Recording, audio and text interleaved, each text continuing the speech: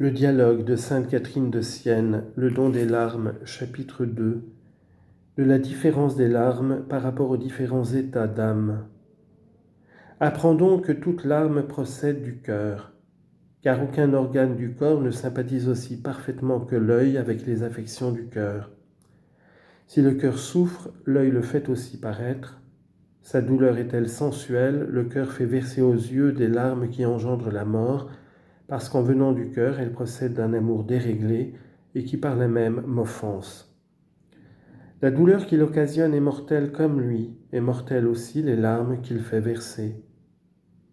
La gravité de la faute et par conséquent des larmes peut être plus ou moins grande, il est vrai, suivant que l'amour est plus ou moins déréglé. Mais je n'entends parler ici que de ceux dont les larmes sont mortelles.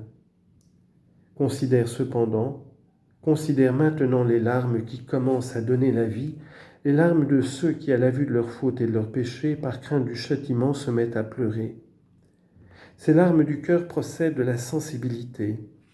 L'âme, n'ayant pas encore conçu une haine parfaite de sa faute, en considération de l'offense que j'en ai reçue, n'émue que par la douleur qu'elle éprouve en son cœur, du châtiment qui la menace après la faute commise, et les yeux, en pleurant, ne font que satisfaire à cette douleur du cœur.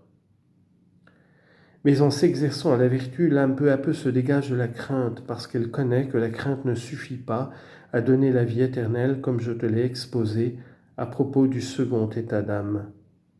Elle s'élève donc par l'amour à la connaissance d'elle-même et de ma bonté en elle, et elle en conçoit de l'espérance dans ma miséricorde. Cette espérance réjouit son cœur. À cette allégresse que lui cause l'espérance en la divine miséricorde se mêle la douleur de la faute, et les yeux alors commencent à pleurer. Ces larmes jaillissent de la source du cœur. Mais parce que l'âme n'est pas arrivée à la grande perfection, souvent les larmes qu'elle verse ainsi ne sont pas exemptes de quelque sensualité. Si tu me demandes pourquoi et comment, je te répondrai, parce que la racine de l'amour-propre n'a pas été arrachée. Je ne parle pas de l'amour sensitif, car celui-là a été vaincu de la façon que j'ai dit, mais il reste l'amour-propre spirituel avec ce besoin égoïste des consolations spirituelles, qu'elles viennent de moi directement ou de quelque créature aimée d'une affection spirituelle, comme je te l'ai expliqué longuement. Quand donc elle se voit privée de ce qu'elle aime, des consolations soit intérieures qui viennent de moi, soit extérieures qui lui viennent des créatures, et qu'elle se trouve en butte aux tentations et aux persécutions des hommes, son cœur est en souffrance. Aussitôt les yeux qui sympathisent avec la douleur et la peine du cœur se mettent à pleurer. Ce sont les larmes de tendresse et de compassion que l'âme répand sur elle-même, d'une compassion spirituelle, il est vrai, mais qui n'en procède pas moins de l'amour-propre. Elle n'a pas encore foulé aux pieds et renié entièrement sa propre volonté. Voilà pourquoi elle verse ces larmes sensibles qu'une douleur spirituelle lui fait répandre. Mais en s'exerçant et en progressant encore dans la connaissance d'elle-même, elle apprend à se mépriser et à se haïr parfaitement, en même temps qu'elle en arrive à une vraie connaissance de ma bonté où s'enflamme son amour. Elle commence dès lors à unir et à conformer sa volonté à la mienne et à éprouver en elle-même une joie et une compassion toutes nouvelles. La joie qu'elle ressent en elle, c'est de m'aimer.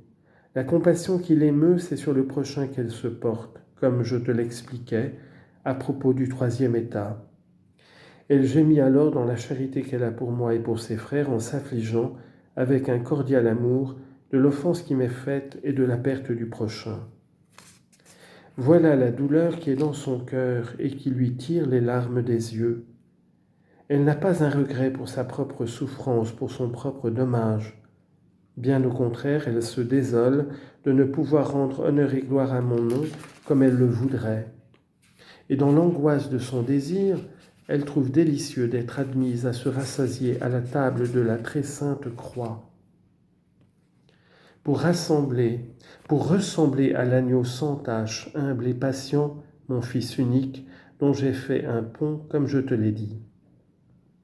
Après donc qu'elle a si doucement avancé sur son pont, en suivant la doctrine de ma douce vérité, elle est passée par ce Verbe, en supportant avec une véritable et douce patience toutes les peines, toutes les afflictions que je lui envoyais pour son salut. Elle les reçoit désormais virilement, sans choisir celle qu'elle préfère. Elle ne se contente pas de s'y résigner avec patience, c'est avec allégresse qu'elle les accueille, et elle regarde comme une gloire d'être persécutée pour mon nom. Pourvu qu'elle ait quelque chose à souffrir, elle est heureuse.